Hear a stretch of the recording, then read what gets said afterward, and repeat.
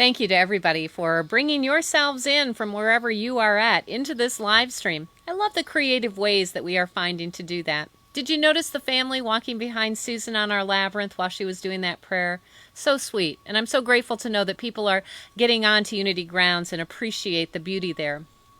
So, I want to begin with spiritual practice. What you may not know is that our youth and family ministry continues to meet on Zoom the second through the fifth Sunday of every month through our Connecting in Community Zoom room. So the children come and they gather there with Scott and Kimberly for an opening circle, and then they go off into their own age groups to have a message for that particular day or a lesson for that particular day. So last week, Cecilia Ingersoll joined us for that last Sunday on my goals. What were my goals? That was our message last week. So Cecilia sent me this beautiful picture, and I just wanted to share it with you. Cecilia's goal is to finish Harry Potter by July 31st. So she's got a couple more weeks to do that, and we see Cecilia taking one step at a time, reading one page at a time, and getting through that Harry Potter book. I know that they can be long. So good for you, Cecilia, for taking that on as a goal.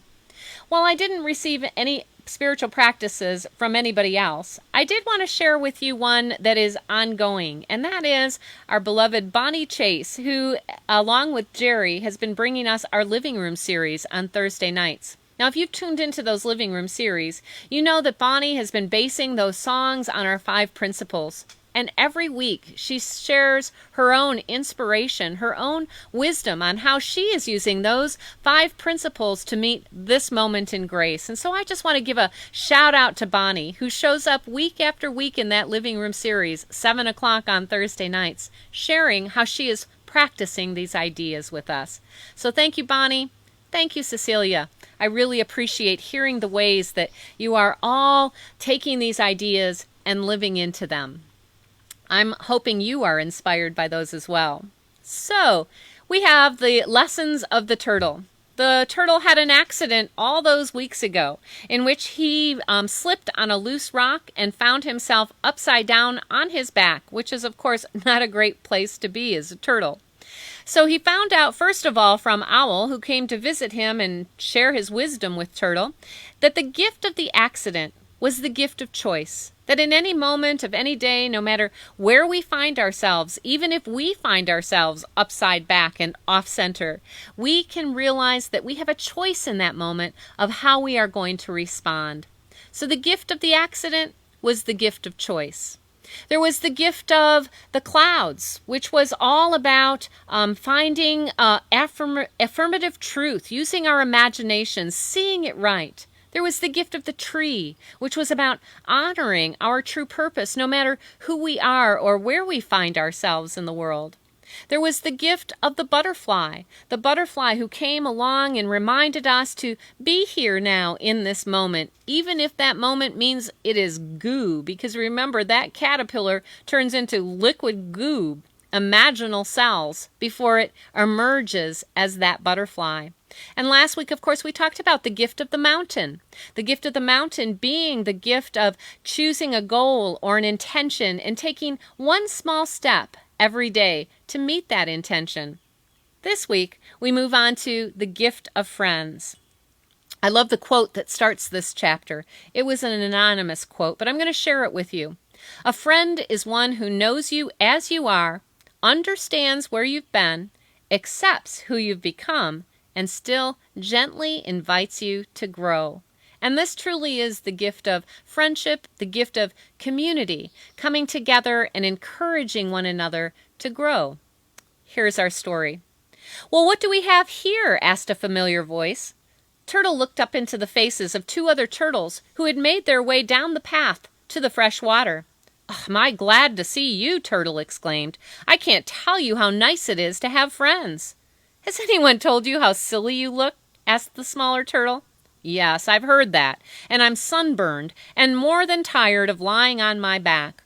Worst of all, I can't manage to get myself righted. But maybe you can help." "Help? How?" "Just keep reminding me how silly I look. It'll help me pass the time as I lie here and die." Perhaps you actually can help, suggested Owl. Maybe if you both push together, you can help him to regain his feet. I don't see why not, said the larger of the two. Let's just put our noses down beneath his shell and push him this way, he said, indicating the direction. They pushed and pushed, but after several unsuccessful attempts, the turtles looked as if they were about to give up.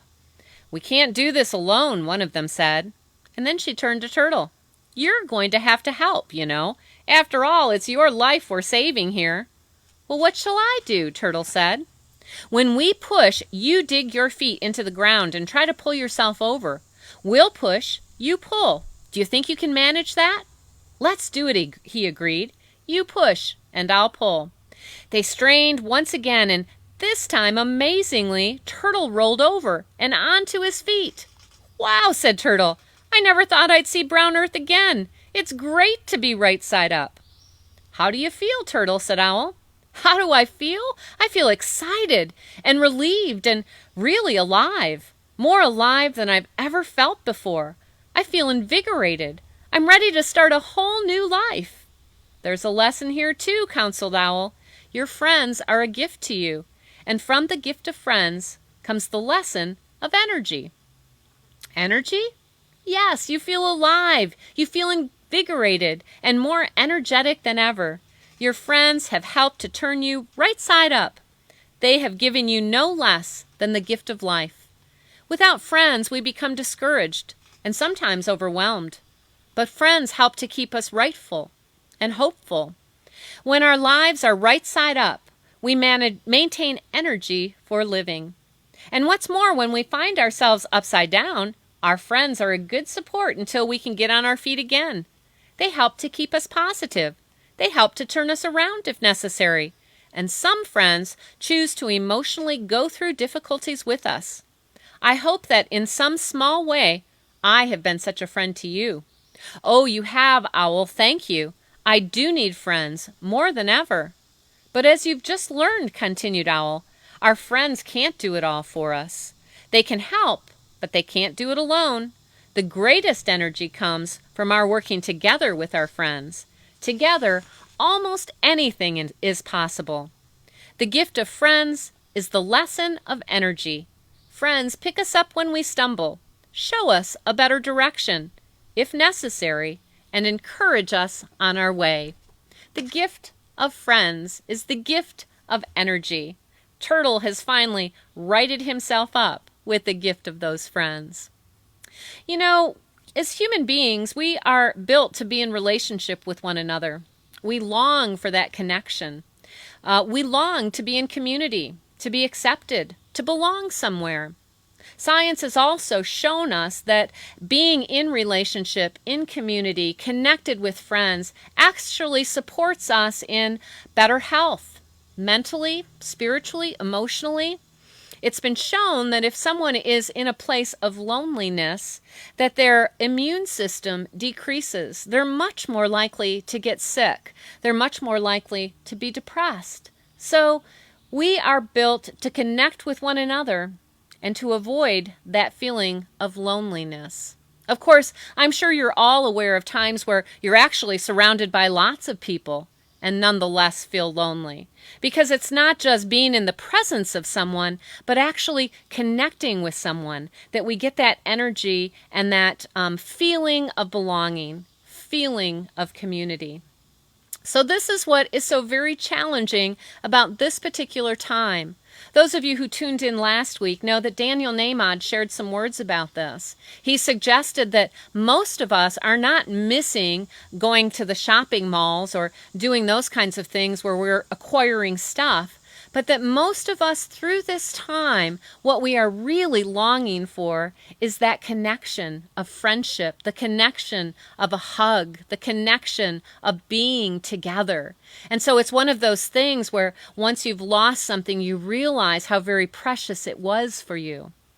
We also know in Unity that words are very important. And so I think it was a mistake to say to us in the very beginning of this COVID crisis that we needed to socially distance from one another. because I think that created an idea in our collective consciousness that we couldn't be present for one another. And what we can still be, no matter what this day brings, is present for one another. Present for one another as friends. And so I'm inviting us to replace that word, socially distance with one another, to physically distance from one another. We need to maintain that physical distance in order to help curb the spread of COVID. We got it. But we don't have to disconnect from one another. We don't have to stop being there for one another. We just have to find creative ways for that to happen. So, for example, I had a conversation with someone this week, and one of the ways that they found to connect very early on in this crisis was to send out a bunch of cards to people that they loved. This person said the mailman was probably wondering, who was I all writing to?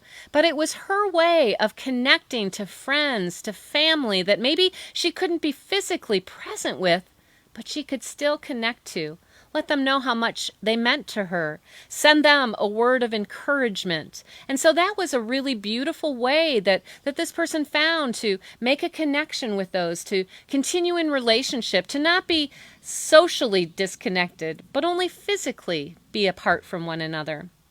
Someone else in our community this week told me how they reached out to a neighbor that they didn't know. And they had a beautiful conversation with this neighbor, connecting with one another. So, yeah, we are physically distanced from one another, but we are invited to find ways to serve that need that we have to be in relationship, to be a support, to be an encouragement with one another. Perhaps, like me, you're fortunate and you have someone else in your household. I've got my husband Gary here. He has been supporting me in amazing ways through this time, being my live stream guy here week after week after week. So I am so appreciative of that.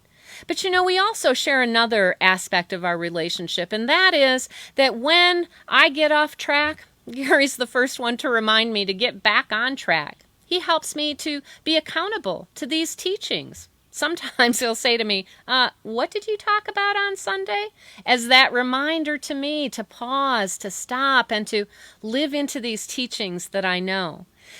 Now, I will admit there are times that I don't want to hear that in that moment, but I am so grateful that he and I share that supportive connection, relationship with one another, that we can hold one another accountable and also encourage one another to actually live these teachings that we know. It's my hope that you have someone like that in your life. It may not be somebody that you live with, but perhaps it's someone that's a phone call away, or a FaceTime video away, because during these times when we cannot be physically present with one another, technology has allowed us amazing connections. Through our Zoom room, for instance, every morning at 10 a.m., we have a group that comes together, that have come together since, I think, the end of March, beginning of April, Monday through Friday for an hour. We have a simple little reading, and then we each share. And in that sharing, our relationships have deepened with one another. We have felt supported and encouraged by one another. So again, we don't have to be physically present for this support that the lesson of Friends is talking to us about. We just need to think creatively about how we can connect during these times. Unity Spiritual Center is also looking for creative ways to keep us connected during these times. And so while Roberta early on was making phone calls out to you, we recognized that that couldn't necessarily continue in this way, and yet we realized the importance of reaching out, connecting, asking how you're doing, finding out what you need. How can we help you to get connected? And so we put a call out, and this week just completed, there's I think 15 people who have said, yes, I can make phone calls. I can connect with those in our community. And so we have like 270 names. We tried to get everybody that we could think of onto these lists, and we distributed those lists out to those 15 people, and you're going to start receiving phone calls of encouragement, phone calls of support, phone calls of connection, the energy of friends and friendship. And so I'm so grateful to each one who said yes to doing that sacred service in our community, and so grateful for that divine idea to step into this way of connecting with one another. Because this is what we need to continue to do. Simply find creative ways to connect. Now, I also have to talk about, just briefly, our need to see beyond self to those that we share this world with. Here in the United States, we have this rugged individualism.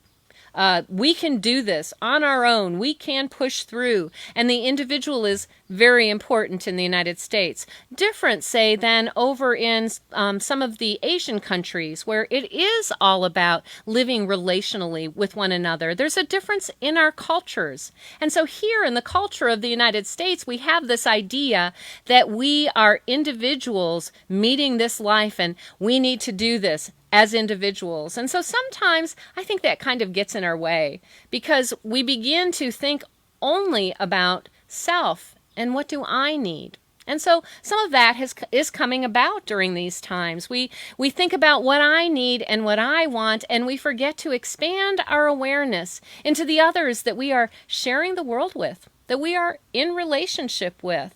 And so we become convinced that I don't have to do this because I don't want to do this, or it's not good for me, or I don't see the need, or they're just trying to control. And we miss the bigger picture of taking care of one another in this time. We are here to be a support to one another, to be an encourager to one another, and to do our part to take care of one another. And each of us gets to decide what that looks like. And so we have choices to make, choices like wearing a face mask, choices like being physically distanced from one another, choices that can be very difficult, and I get it. But we need to expand from just thinking about what is my needs, what do I need, to what are the community needs, what are the world's needs, what are our country's needs, right? And consider the wholeness of that. That's what I want to invite us into with this particular message on the gift of friends. How am I showing up and being a friend to my neighbor, to somebody that I don't even know? How am I showing up and being a friend in my community? I'm so grateful for our board of trustees that continues to come together and have conversations with one another about Unity Spiritual Center and how we can show up and be community together. It's not an easy conversation that we have as we discuss unity and our desire and our longing to gather together in community, recognizing the value and the importance of belonging and relationships and community. We all understand that. And yet, as a board of trustees, the vision isn't just for any one individual and what any one individual wants. It's what is best for our entire community.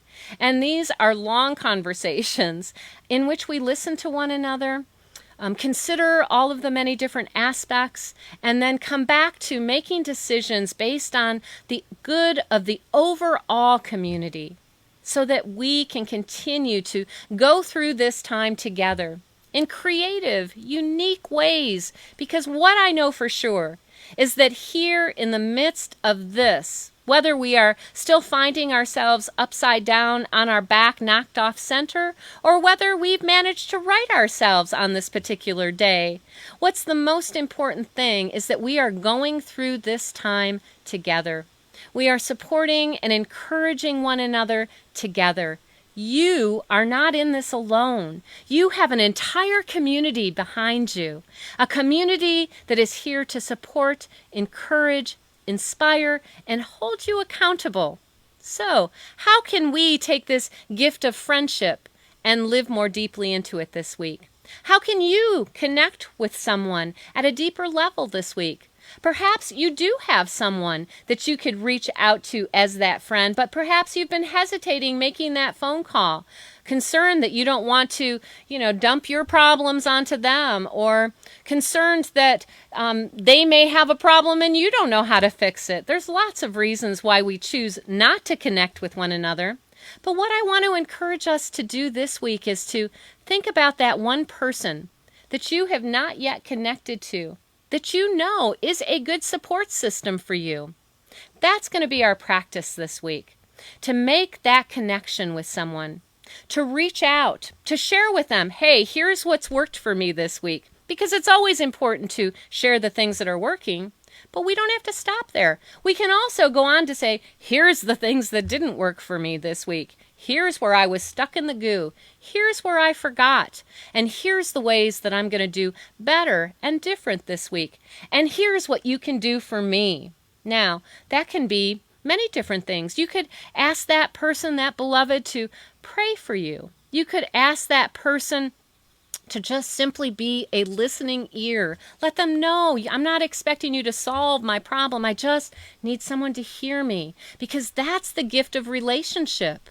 We can bear witness to one another, to the joys, as we heard in the daily word, when we celebrate with one another, but also to the sorrows and the challenges. We can be there to uplift one another, not to fix one another, just to be there as that energetic support system with one another. So who could you reach out to this week? Who could you ask for support from? Who could you offer support to? How can you show up as the gift of friendship, connecting, supporting, encouraging, inspiring, uplifting, and holding one another accountable?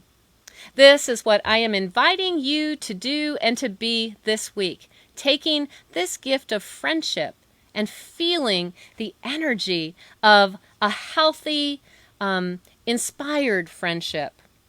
And with that, I also want to make one more point, and that is that you may have friends in your life that are not that for you. So I'm reminded of the story of crabs in a bucket. And crabs can be placed in a bucket, and they'll try to climb their way out, but the other crabs will reach up and pull them back down into that bucket. You might have friends in your life that try to pull you back, that try to hold you down, that are not that inspiring and encouraging and uplifting. And what I want you to hear is that it's okay to take a break, to step back from those friendships that are not feeding us energetically to the possibility, to the hope, to the joy of this moment. It's okay to create healthy boundaries for yourself, to discern friendships that are helpful and friendships that are not, and to release those that are not. What we want are friendships that support us on righting ourselves, moving through life right side up, and holding us accountable like Gary does to me. So that's my message for you this week. We're going to go back to Eric Fancher right now, who is back in his living room